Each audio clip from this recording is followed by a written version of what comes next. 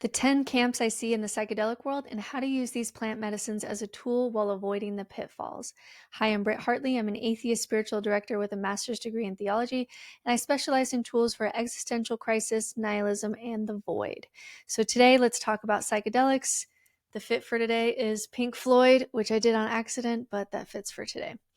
So today we're specifically going to talk about psilocybin. So what is psilocybin? Psilocybin is just a naturally occurring psychedelic compound found in certain species of mushrooms, commonly referred to as magic mushrooms. We know that these have psychoactive effects. It can affect your perception and mood and cognitive processes. And as far as we know from the research, psilocybin can be effective in treating various mental health conditions such as depression, anxiety, and PTSD. We know it's one of the most powerful resources specifically for PTSD, with 80% of people with severe PTSD symptoms having no symptoms after a hero's dose of psilocybin, which is above about 5 grams. So for me, it's been the best thing I've ever found to reset my brain when I have dissociative depression, where I'm just totally checked out. And there's also emerging evidence that psilocybin may be helpful in treating substance abuse disorders. I think the statistic is 75% of people who are smokers who have a trip will transcend themselves so completely that they can essentially quit smoking when they kind of come back to themselves. It seems to help individuals confront and process underlying issues contributing to their addictions, as well as break thought patterns contributing to the addiction. There's improved creativity. Some people find that psilocybin enhances creativity and problem solving.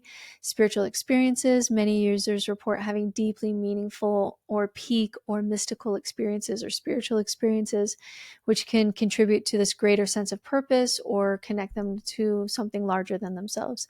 For example, 2/3 of atheists in one study who have a large dose of magic mushrooms will no longer self-report as atheists after the experience. They don't go back to religion or like the God of the Bible or theism, but they are much more open afterwards to the mystery of whatever reality is. There's also enhanced emotional insight. Users often report gaining profound insights into their emotional situation, to their life, to their subconscious, and this can lead to increased awareness and personal growth. I had one friend, she had lost twin girls like 10 years previously in a pregnancy, like late in a pregnancy. And in her trip, she had a really high dose. She had about 7 or 8 grams. And her body actually gave birth, kind of, I don't know, symbolically, to these twins, and so that she could fully mourn them and fully bury them. And it was this really intense trip that we helped her through. But she realized that she was never allowed, or she never fully allowed her body to process what had happened, that she was pregnant one day and not pregnant the next. And she had never fully grieved those girls because she had other children and she had to be tough and strong and put on a brave face. And so for her, like many, it was 10 years of therapy. So let's talk about the various camps that are emerging in the psychedelics world and how people are using these plant medicines. So the first one are the spiritual chasers. These are the ones, especially ones coming after religion, out of religion. These are ones who are using these states of transcendence as the next high that they are chasing. So I see this with people who they go to work and go to their regular job so they can save up enough time and money to do the next cool drug combination. They're going to Costa Rica to do ayahuasca. They're doing the hippie flip where you combine mushrooms with MDMA, and the gap between their regular life and their transcendent life gets bigger and bigger and bigger as they're seeking these, more expansive, transcendent experiences. And then they show up in my office when they're burned out and just totally disconnected from their regular life. These are the chasers. The next camp is what I would call the traditional camp, that says that many indigenous cultures have long histories using these psychedelics in religious and ceremonial contexts. So this camp advocates for not taking these tools and reappropriating them by white people using them on expensive yoga retreats in Sedona. And so this group really wants to protect and keep these drugs and keep these traditions within the cultural context that they come from and all the wisdom that comes with that. So this camp wants these medicines to stay under the jurisdiction of the cultures they come from. And if other people want access, they need to go and pour money into these communities and use their guides and their guidelines rather than kind of taking it and reappropriating it.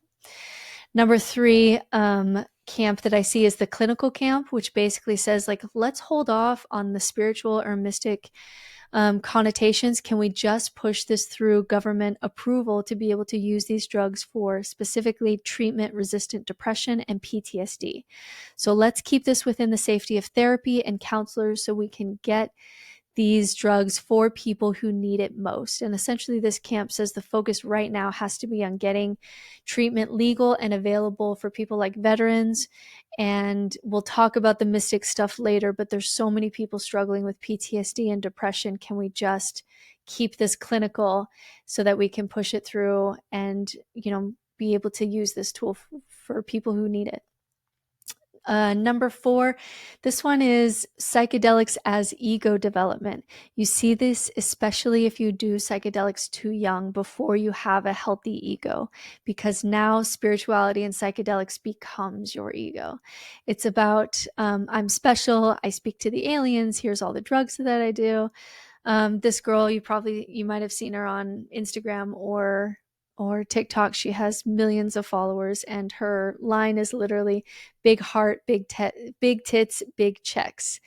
And it's the look of someone who does psychedelics. And your community is Burning Man kinds of gatherings. And this kind of psychedelics isn't about doing inner work. It's actually about ego development and belonging and safety that you didn't get somewhere else in your life and you didn't get earlier in your life, which usually they recommend that it's better to build up your ego and have a healthy, childhood and teen and young adult, and that psychedelics are usually more appropriate when it's time to break open your ego because you're stuck in certain places. If you do it too young, it's just not the best for ego development. All right, number five, psychedelics to take over the world camp. This camp believes that it's possible that psychedelics have helped us in the past to evolve into higher states of awareness, and that we can do it again.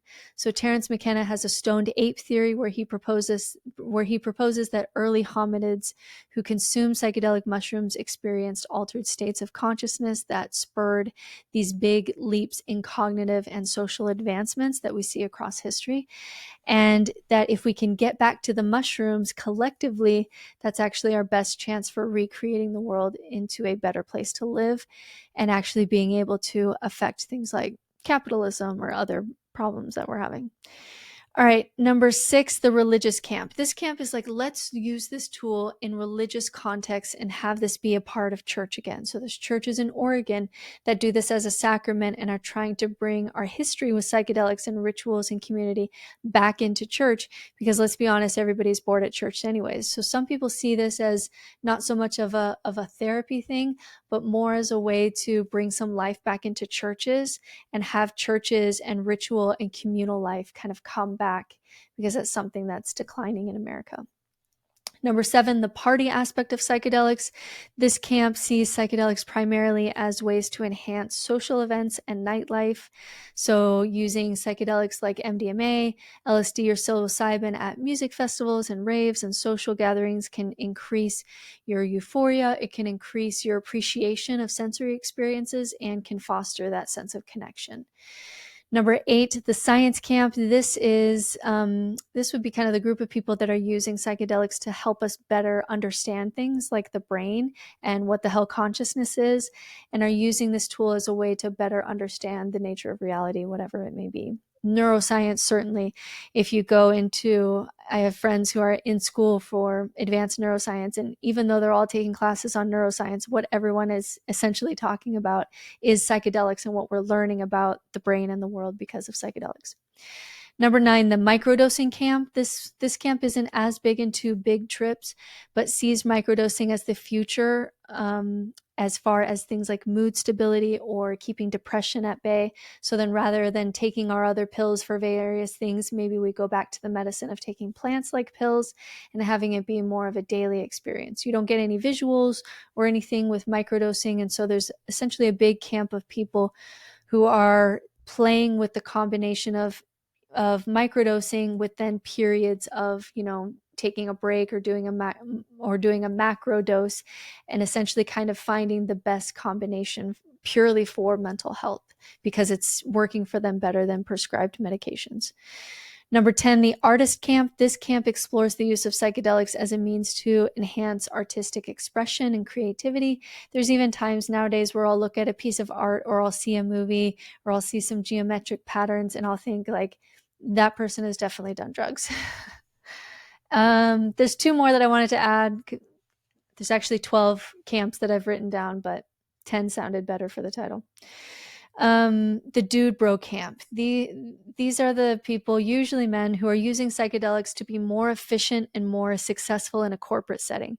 It's the same camp that uses meditation to optimize, which is a little, missing a lot of the point to me.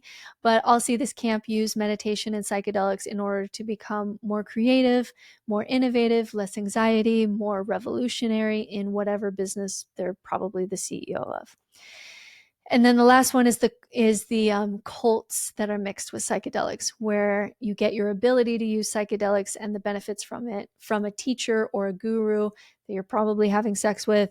And, they're teaching you about these other dimensions, and they're putting their own beliefs on top of these psychedelic experiences, so that the two basically together puts you, the teaching aspect and the religious aspect plus the psychedelic use will put you into a cult. The Mother of God cult, for example, had a lot of varying drug use. So that's 12 camps, but who's counting? So when we do use psychedelics, how can we do this in a healthy way when you're in the void or experiencing nihilism, or you're having an existential crisis, or you're struggling? So there are still reasons that I recommend psychedelics, even if you're in a full existential crisis, which I was in the first time that I tried it. The first reason that it can be good for you, even when you're in that place and struggling, is because of the mental health and depression benefits. One of the reasons that I was able to find other tools when I was fully in the void is because by doing psilocybin, it decreased my depression drastically the next day, more than anything has ever done that. So I had more energy, I had more neuroplasticity to tackle some of the shifts that were helpful for me, whereas before I was so depressed, I was so dissociated, I couldn't benefit from anything because I felt nothing. So even if you get no insights into your nihilism journey, sometimes it can be just a helpful nervous system reset to give you the energy to find tools in other places. Another reason that I recommend it is it can open a door to experience again. Something that I talk about almost every time I talk about a tool for nihilism is how we shift from something like ultimate meaningless to finding meaning at the level of experience. And psilocybin can open your door to what it feels like to just be experiencing, because it turns off your default user mode, which is the part of your brain that's like your ego, usually neurotic, stuck in thought loops. And you can actually experience what it was like to be a kid again, to be curious, to be playful, for everything to be interesting. It was so amazing for me to take a break from my existential depression and just be a curious kid again on my first trip. I remember I was asking my guide to ask me to spell things so that I could see if I could spell.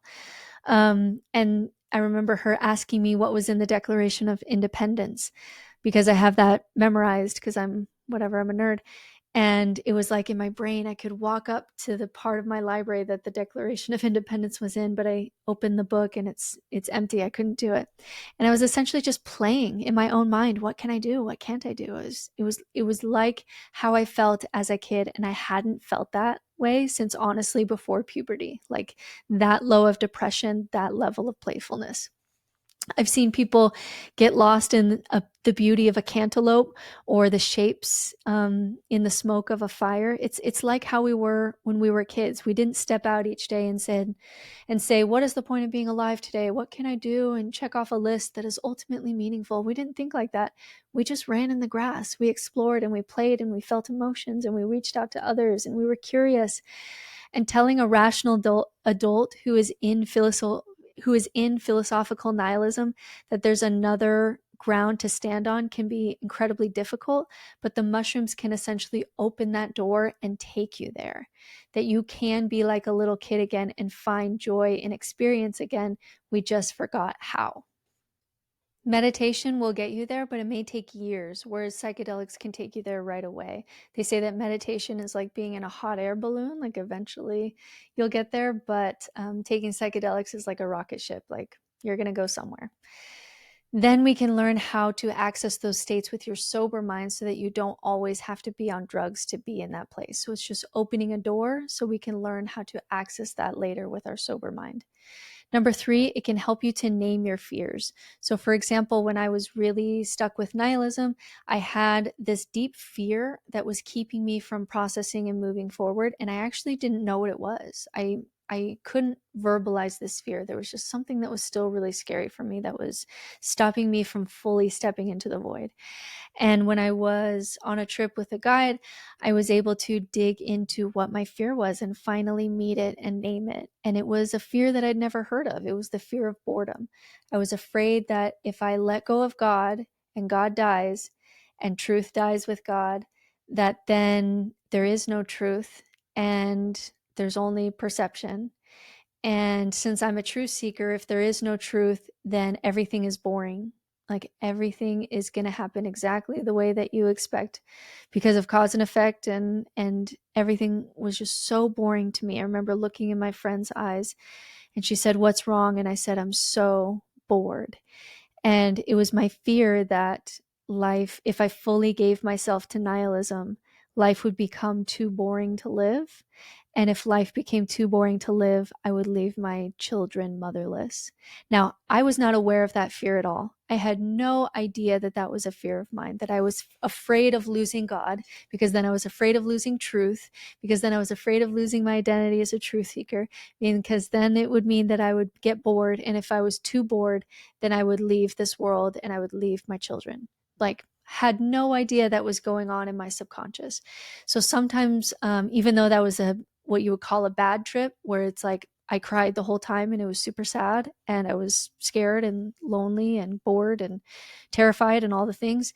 The bad trips are the ones that I learned the most from, because I'm digging into something that I haven't processed yet or some fear that I haven't named yet, and I learn a lot.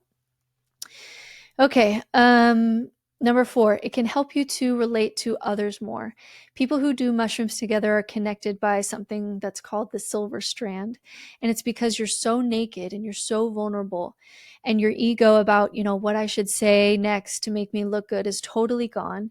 And just being in a space where you can actually share what's deeply going on with you is really healing. So there were times that, I was over here having a bad trip and I'm crying and I'm dealing with meaninglessness, but even though no one else went there with me, they went all, my friends went to different places.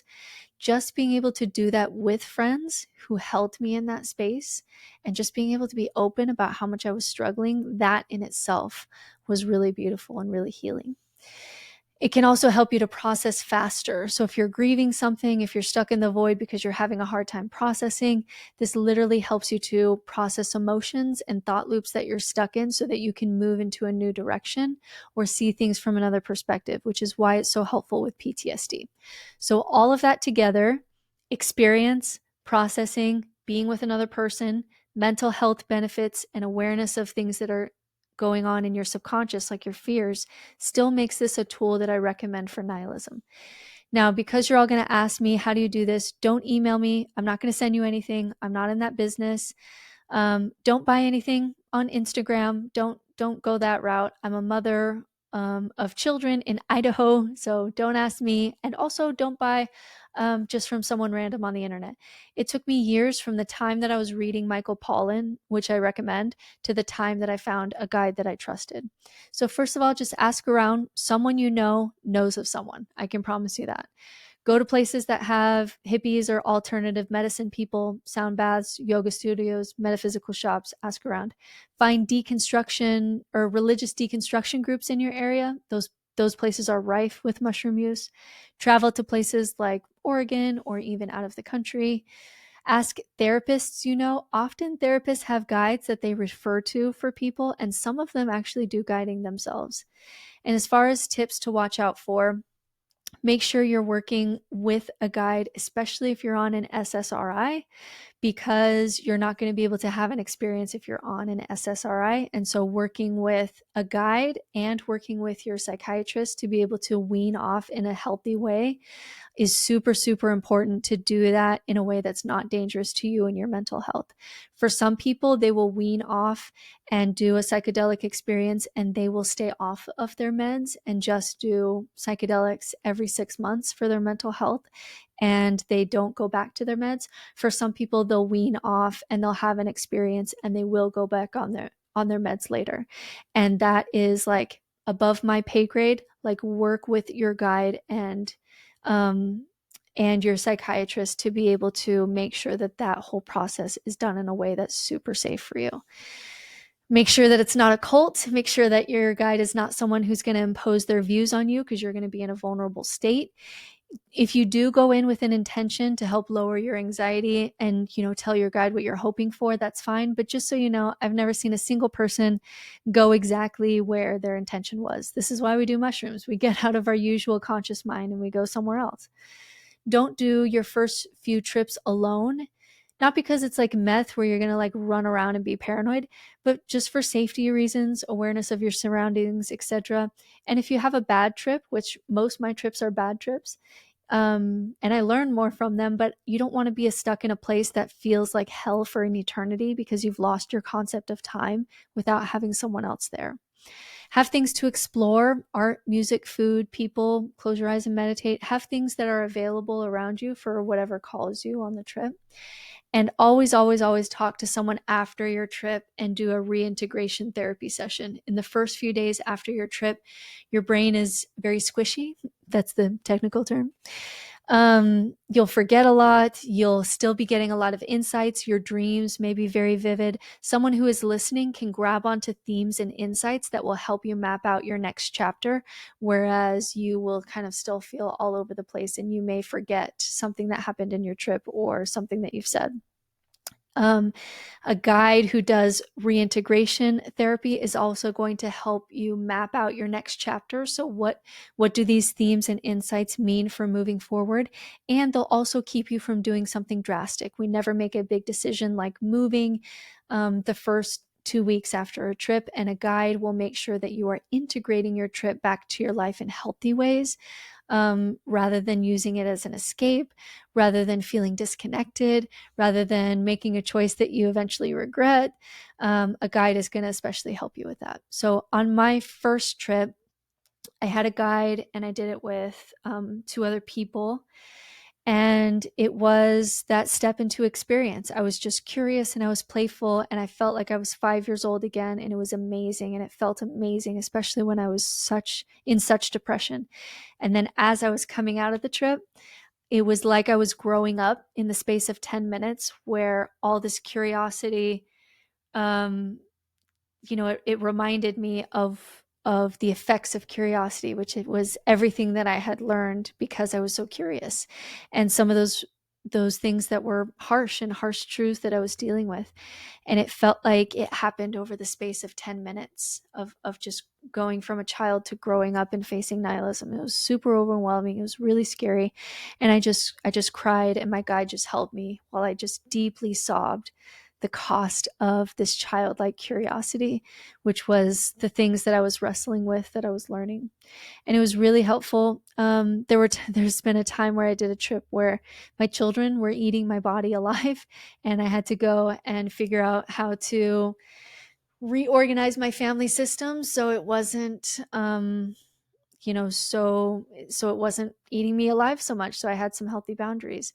I've had trips that were insights into my marriage. I had a trip where I was totally stuck in nihilism and meaninglessness, and I wanted to connect to nature more, but when I looked out at nature, it was just black and it was ashy, because I was really upset about how nature is inherently violent, and so I couldn't connect with nature at all. It was just totally grayscale, like I just saw gray trees. It's very strange. That trip was really hard. I had people that could hold me through it. I learned a lot about my fears. I learned a lot about what I was mourning and what was so scary to me. I've had trips that were very like divine feminine, especially with girlfriends, where you grieve kind of the wounds of what it is to be a woman, but also get to feel like you connect so deeply as a woman too. My most recent trips, I felt like I didn't particularly need them or benefit from them a lot. It's really hard on your body. This isn't like a fun drug. Like for me, like, you can sweat a lot. People will cry a lot. A lot of people will get dehydrated and wake up with headaches. It can be really hard on your body, and so I don't do them unless I feel a particular reason or I feel called to it. My last few trips, I didn't feel like I needed to do them, and so I don't really do this anymore because I got better at things like, working with my subconscious, and I got better at dream work, and my friendships got better, and my ability to check in on myself, like I found tools for that, and my meditations, got better. And so I've been able to essentially learn from a lot of my trips, and open those doors, but be able to do it now more with my sober mind. And so I don't really do this anymore, not because I have a moral reason not to, but because I've been able to now be able to get to these places with my sober mind, and tap into these states of consciousness without needing the drug. So I think it's a helpful tool. It sped up my process of working through the void and coming out through the other side, but beware of dangers and red flags, and hopefully find a guide near you that you can do this with.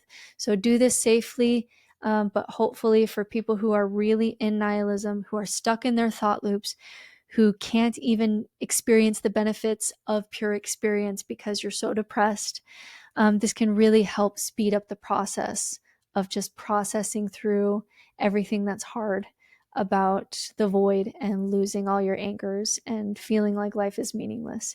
So it was helpful for me, and hopefully that gives you some tools about how other people are approaching it, how we use this as a tool that hopefully we can then step away from so that we're not dependent on the drug. But if you are deep in it, I would encourage you to find a way to do this in a safe way. It certainly helped my own journey. I hope that helps.